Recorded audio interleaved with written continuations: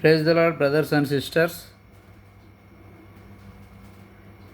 లోకస్తులు లేదా అన్యులు ఈ భూమి మీద ఏదైనా ఒక సమస్యను పరిష్కరించుకోవాలనుకుంటే, ఒక డిమాండ్ సాధించుకోవాలనుకుంటే, మరి ఉద్యోగస్తులు కావచ్చు, ఎవరైనా వారు స్ట్రైక్ చేస్తారు, లేదా బందులు చేస్తారు, లేదా రాస్తారోకోలు చేస్తారు, సమస్యను సాధించుకుంటారు. అయితే నిజమైన క్రైస్తవులు, పరిశుద్ధులు ప్రతి విషయంలో కూడా మరి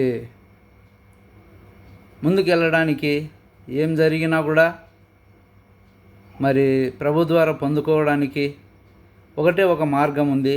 అది యోబు భక్తుడు మనకు చూపిన మార్గం. అదే ప్రతి విషయంలో కృతజ్ఞతాస్థుతులు చెల్లించుటయే.